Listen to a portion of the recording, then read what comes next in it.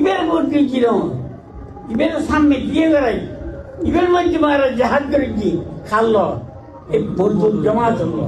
নির্বাচন যখন কাছাকাছি আসে তখন দেখবেন একদল টুপিওয়ালা টাকা খেয়ে সেকুলারদের কোলে উঠে তারা ফতুয়া দিয়ে শুরু করে, মানে ফতুয়ার হিরেই পড়ে যায়। এখন তো আবার দেখলাম মানে আপনার ওই যে চট্টগ্রামে যে বাবুনগরী কি যেন বলে এক মানে বয়স্ক মানুষ, ওনাকে সাপোর্ট করছে ইমরানিজ সরকার।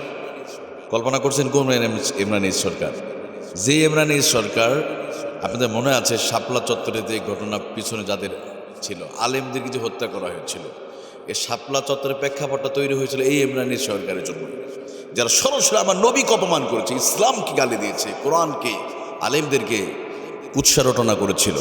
এই ইমরান এই সরকার যারা সরাসরি তসলিমা নাসরিন বলেন, যারা কিনা ইসলাম বিদ্বেষী, সেই সমস্ত মানে কোরআনের শত্রু, ইসলামের শত্রু, সেই ইমরান এই সরকার আজকে বাবুনগরী কি বলে, মহিবুল্লাহ বাবুনগরীকে বলেছে হ্যাঁ আপনি আপনার ফতুয়া মানি, অর্থাৎ ইসলামকে ঠেকানোর জন্য। এই হুজুররা এরা যখন মনে করবেন কোনো ভণ্ড, কোনো নাস্তিক, কোনো রাম বাম যখন আপনার প্রশংসা করবে, রাম বাম নাস্তিক যখন অন্যের সমালোচনা করবে কোনো আলেমের, কোনো ইসলামিক দলে, তখন বুঝে নেবেন সঠিক দল কোনটা।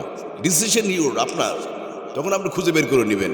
রাম বাম আর নাস্তিকরা যখন যখন কোনো কারো উপর সমালোচনা করবে, যখন আপনার সমালোচনা করবে, তখন বুঝে নেবেন আপনি সঠিক লাইনে আছেন। কারণ রাম বাম আর নাস্তিকরা কখনো তারা চাবে না ইসলামী মানে সমাজের মধ্যে টুপিওয়ালা দাড়িওয়ালা ইসলামী পরিবেশ তৈরি হোক, তারা এটা চাবে না, তারা এটা চাবে না। কখনো কোনো নাস্তিক, কোনো ইসলাম বিদ্বেষী, কোনো রাম বাম, কোনো হকপন্থী একজন আলেমকে সাপোর্ট করবে না। কখন করবে?